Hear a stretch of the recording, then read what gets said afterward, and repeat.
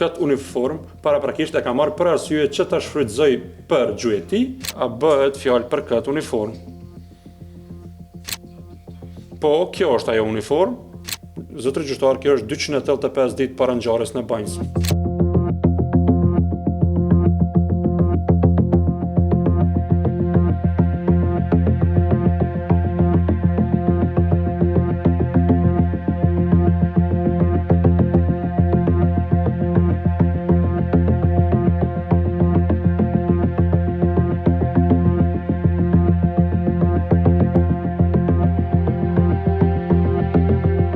Unë nuk kam qenë i angazhuar nga askush dhe për asgjë.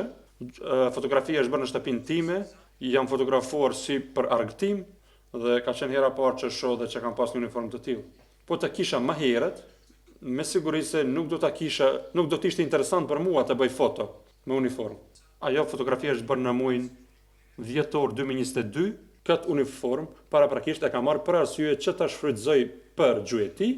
Banjska është vend i vogël, e cila është e rrethuar me male dhe me njerëz, ndërsa unë, kohën time të lirë, qysh vite para e kam kaluar në gjueti dhe në natyrë, vetëm të na vërtetoni se a bëhet fjalë për këtë uniform.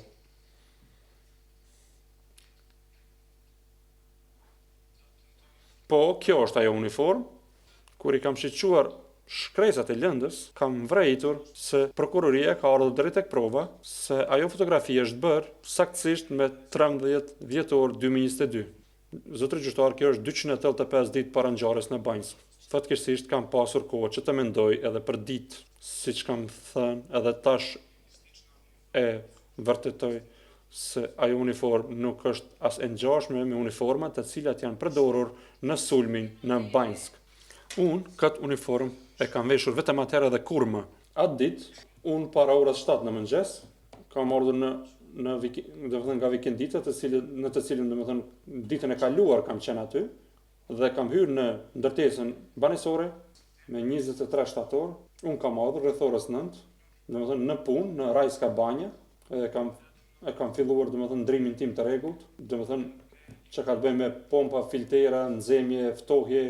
Kam shkuar deri tek kafeteria, jam kthyer dhe diku rreth orës 4, sipas marrëveshjes paraprake, unë dhe Gjorgje Radojković dhe Dušan Kostić i kemi paketuar gjërat për vikendicë.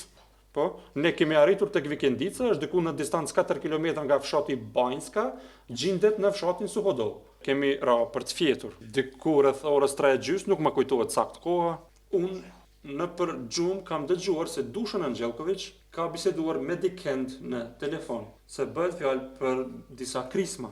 E kam pyetur se çka po ndodh, ai më ka thënë se po ndodhin disa krisma apo disa gjuajtje në Banjsk. Pas kësaj e kam marrur telefonin tim dhe e kam parë se e kam pasur një thirrje të humbur nga ai. E parë ka qenë se mos ka ndodhur ndonjë incident sepse ka pasur mjaft konflikte me kontrabandues kohën e fundit. Më kujtohet se kam thirrur shokun Miloshin, i cili jeton në qendër të fshatit, dhe më ka thënë se nuk e di se çfarë po ndodh dhe se nuk guxon me dal me pa se çfarë po ndodh. Ne kemi dalur para vikendicës dhe i kemi ndëgjuar krismat, mirë po, pasi që ka qenë errësirë, kemi vendosur që të mos zbresim në fshat, derisa nuk agon, sepse është rrugë malore, domethënë gjatë kthimit.